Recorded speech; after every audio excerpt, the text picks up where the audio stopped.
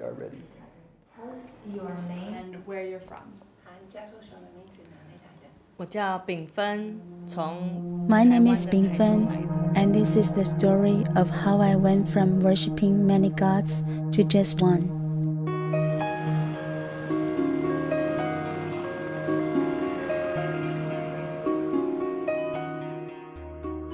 Three years ago, my mother had a serious accident. She fell and hit her head and had to endure 22 surgeries to remove blood clots and parts of her brain. My family was devastated. My sisters and I devoted ourselves to idol worship, hoping the gods would help her. I traveled from temple to temple, lighting incense, burning money, asking for blessing. It cost a lot of money. My sister Jenny spent 1 million NT. That's over 33,000 US dollars. So I needed 1 million to buy my mother life. My husband said, "You're crazy." My mother did not get better. So I worshipped the gods even harder. But Jenny went a different route. My relatives in the US are Christians. When they came to visit my mother, they told us to pray to God that He could heal her.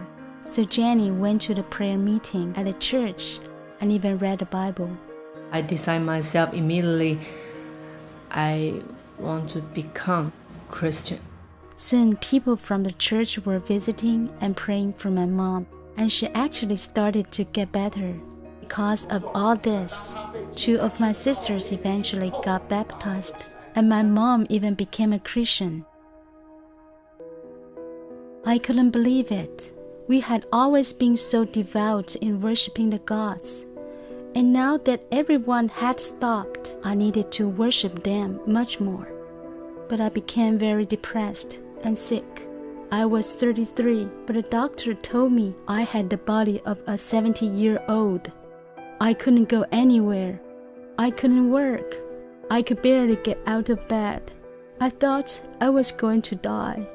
After 1 month of that, I had had enough and made myself get up and go for a walk. I came to a mountain path that led to a temple. I thought, this is it. This is what I've been looking for. I'll go to that temple and hear the message the idols have for me. I drew the stick from the jar that had the message and I read it. It was a curse.